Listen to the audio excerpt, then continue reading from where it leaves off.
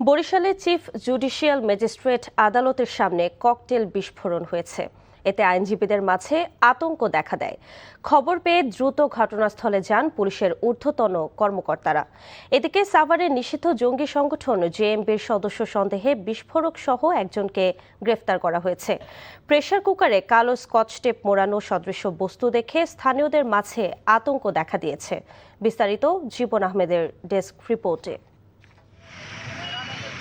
Barishal chief judicial magistrate আদালত চত্বরে স্বাভাবিক কার্যক্রম চলছিল।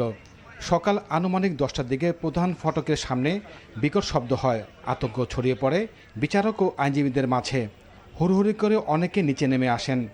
খবর পেয়ে দ্রুত ঘটনাস্থলে ছুটে আসেন পুলিশের ঊর্ধ্বতন কর্মকর্তারা। বিকট শব্দ হয়েছে, আমরা তাৎক্ষণিক সেখানে দেখি একটা ককটেল বিস্ফোরিত হয়েছে এবং এটা নাশকতার উদ্দেশ্যেই করা হয়েছে।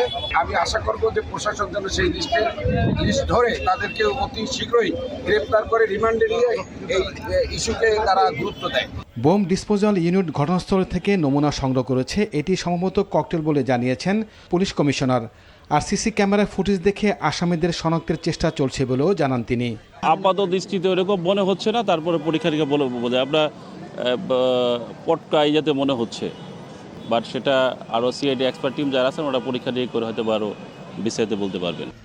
এদিকে সাভারে নিষিদ্ধ জঙ্গি সংগঠন জেএমবি সন্দেহে একজনকে গ্রেপ্তার করেছে পুলিশ। পুলিশ জানায়, গত রাতে তেঁতুলঝরা ইউনিয়নের শ্যামপুর এলাকায় আব্দুল জলিলের বাড়িতে অভিযান চালানো হয়। এ সময় আরিফ নামে একজনকে গ্রেপ্তার করা হয়। উদ্ধার করা হয় ককটেল ও হাতবোমা তৈরির সরঞ্জাম। গোয়েন্দা সংস্থার সদস্যরা কিশোরগঞ্জ থেকে তাকে অনুসরণ করছিল।